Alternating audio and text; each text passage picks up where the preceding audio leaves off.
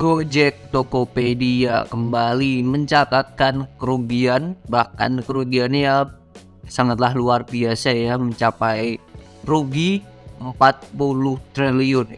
Apa yang membuat GoTo ini bisa segitu dalamnya?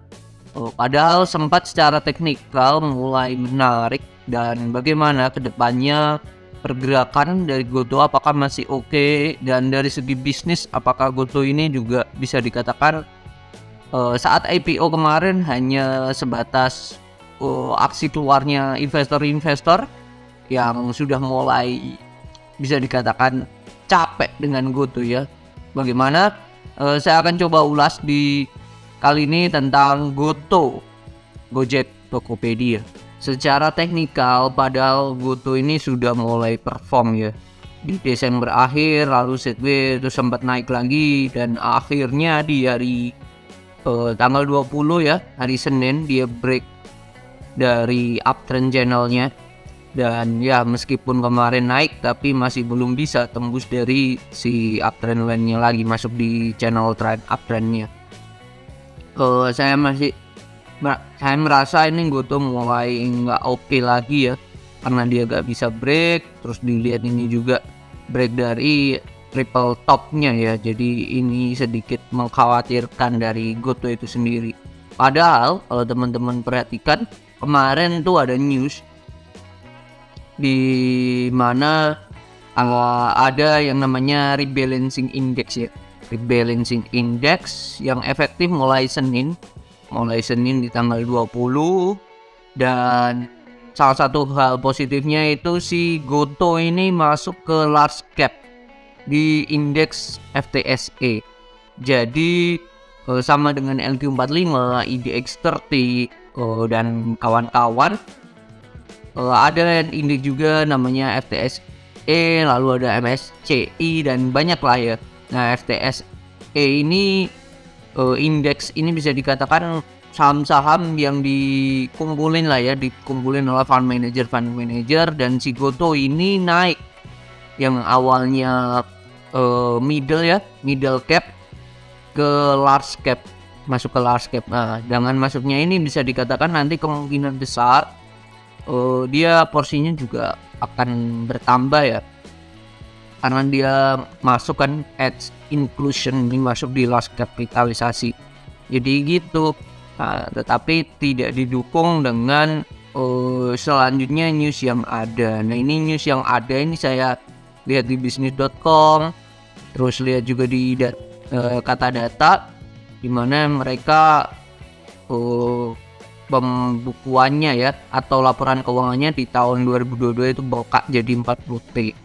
Nah, tadi saya cek juga di keterbukaan informasi di GoTo ini masih belum rilis ya secara keseluruhan laporan keuangannya seperti apa. Jadi saya akan coba membahas aja di sini di mana bengkaknya itu karena apa. Oke, penyebab kerugian GoTo bengkak meski pendapatan naik. Nah, ini ada dua hal yang positif ya. Dari revenue-nya dia naik, pendapatan transaksi bruto naik jadi 33% menjadi 613 triliun, dan pendapatan bruto meningkat 3,5% menjadi 23 triliun, which is good. Ini hal yang oke. Jadi bisa dikatakan perusahaan masih catat laba sih aslinya, masih ada ya arus yang masuk lah. Perseroan meyakini bahwa kami akan mencapai arus cash operasional positif seiring dengan percepatan langkah menuju target profitabilitas di tahun ini. Oke. Nah, salah satu penyebabnya itu karena adanya penurunan nilai goodwill senilai 10,9. Nah, nilai goodwill yang dimiliki GoTo merupakan valuasi yang timbul dari merger Gojek dan Tokopedia di 2021 lalu. Nah, kalau lihat dari harga sahamnya juga kan turun nih, sesuai dia menjadi rugi. Oke, hasil sekitar 2 tahun lalu valuasi saham teknologi meningkat signifikan. Kini salah satu bunga acuan naik tinggi, valuasi saham teknologi pada kempes, pada turun lah ya.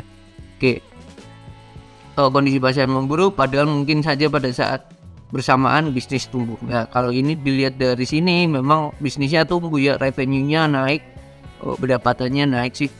Terus berikutnya kerugian GoTo disumbang oleh tutupnya usaha e-commerce JD.ID di Indonesia dan unrealized loss di emiten MPPA. Sebagai salah satu investor GDID, Gotoh mencatatkan penurunan nilai atau kerugian dari laporan keuangan. Itu dua itu ya. Oke, ketiga, kenaikan beban atas perampingan organisasi yang dilakukan dengan melakukan pemutusan hubungan kerja sebanyak 1.300, peningkatan beban di Gotoh untuk memberikan pesangon dan fasilitas pada karyawan tersebut. Itu sih jelas ya efek-efeknya kenapa. Terus di sini kalau di emitennews.com, marketbusiness.com, di mana ada hal yang menarik ya di sini yang saya tekankan. Wait, mana ya? Oh, bukan, masih di sini. Sama ya aslinya kalau di situ juga di mana di business.com. Oke, itu sih. Nah, ini yang saya ulik ini di Gotoh, terus ada bagian ini grup Gotoh kembali catat peningkatan EBITDA. Nah, ini siaran pers dari mereka sampaikan paparan kinerja indikatif 2022, EBITDA-nya naik ya, naik 52%. EBITDA ini laba dikurangi pajak dan lain-lain. Ini EBITDA adalah pendapatan sebelum bunga, pajak dan amortisasi. Indikator finansial yang digunakan untuk mengetahui profit sebuah perusahaan. Ya, EBITDA-nya ini naik, ini hal yang positif. Margin kontribusi tadi sudah, peningkatan laba brutonya sudah 19%, dan ini penurunan biaya ini yang menurut saya menarik ya, penurunan biaya insentif dan pemasaran di Q4 2022 sampai 34%, sebelumnya senilai 2,8 T. Jadi mereka biaya pengeluarannya dikurangin ya. Ini juga sesuai dengan apa yang direksi katakan. Mana ya, tadi saya mau baca sedikit. Mereka juga punya keinginan untuk ini, sekalipun mereka memutuskan mengurangi insentif, tentunya akan berdampak ke konsumen karena ada kompetitor. Nah, ini insentifnya dikurangin ya. Di sini sudah terlihat jelas tujuannya mereka memang mau mengurangi pengeluaran gitu. Oke, itu dan terlihat jelas ya bahwa mereka akan mengurangi jor-jorannya, sudah tidak seperti dulu lagi gitu. Itu yang hal yang menurut saya menarik ya. Ini juga selaras dengan ini ya, prospektus mereka, di mana mereka mengatakan setelah IPO. Nah, ini sehubungan dengan penawaran umum, ini dijelaskan juga waktu prospektus, bisa dibaca. Oke. Mana? Sehubungan dengan penawaran umum, emiten akan menerbitkan saham baru sebanyak 1,5% setiap tahun, jangka waktu 10 tahun. Nah, Gotoh ini kan sudah IPO di Maret. Pencatatannya 11 April, jadi sudah hampir 1 tahun. Jadi kemungkinan ini cepat atau lambat akan dieksekusi, menerbitkan saham baru 1,5%. Nah, kalau kita cek 10 tahun ini, skemanya bisa, kalau saya melihat bisa right issue, bisa juga. Nah, kalau mereka ini ada istilahnya adalah share ownership program lah ya. At least tujuannya sama lah, tujuannya untuk menerbitkan saham baru. Nah, menurut saya hal ini dengan pemangkasan biaya pemasaran, ini hal yang sangat bisa dicerminkan bahwa Gotoh ini sudah tidak akan jor-joran lagi ngasih potongan harga dan kawan-kawan diskon, dan sudah tidak akan lagi karena hal tersebut ya. Bisa juga satu, investornya sudah mulai kehabisan dana, bisa juga ya. Yang kedua juga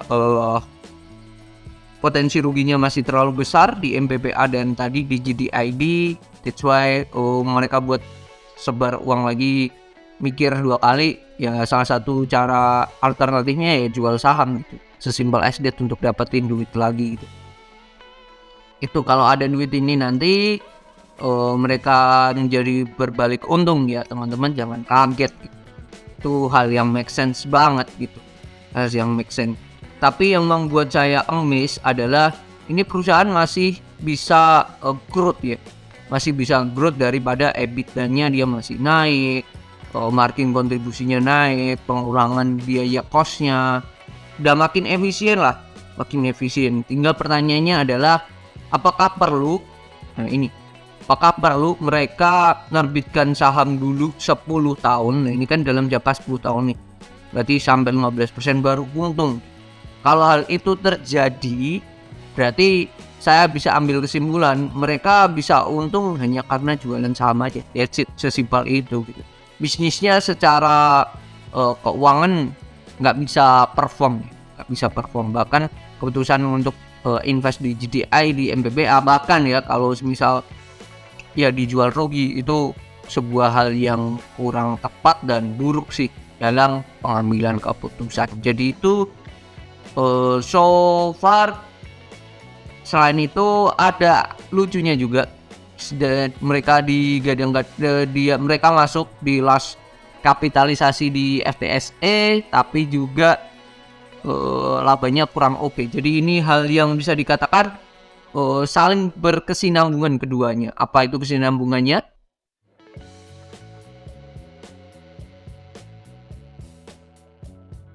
Nah, sekilas tadi iklan dulu lah ya. Buat yang teman-teman mau ikut kelas, silakan, link pendaftaran ada di deskripsi. Kembali lagi ya, kesinambungannya apa? Satu, tadi mereka masuk ke jajaran FTSE, naik kelas kapitalisasi. Dengan kenaikan itu yang membuat harusnya memantik ya investor dan ya, ini ada GoTo yang perform dan lain-lain. Tujuannya apa? Mereka buat dibeli gitu. Satu itu. Yang kedua adalah setelah rilis, setelah naik, ternyata labanya kurang oke gitu secara akuntansi, secara pencatatan ya, karena ada goodwill tadi yang capai triliunan itu. Yang ketiga adalah besar kemungkinan deket-deket ini mereka akan melakukan ini tadi, share ownership program, atau ya intinya mau nerbitin saham baru gitu. Kalau harganya dijaga, terus juga mereka masuk indeks, akan ada stimulus untuk kita, untuk investor ya, dalam artian di sini kita adalah untuk membeli si GoTo ini. Semakin banyak yang membeli, yang membuat kemungkinan besar share ownership programnya ini atau terbitin saham baru ini akan diserap oleh pasar gitu. Kenapa tujuannya diserap oleh pasar? Ya murni mereka cari duit ya. Gimana kok saya bisa menyimpulkan cari duit? Orang mereka aja ngepres ya, biaya penekanan, biaya pemasaran ditekan, lalu mereka juga nge-PHK 1.300 karyawan. Jadi pengeluarannya sudah banyak ya, too much ya. Jadi mereka butuh yang namanya fresh money. Dari mana ya? Dari jualan saham ini sebesar 1,5%. Jadi itu sedikit make sense. Apakah menarik apa tidak?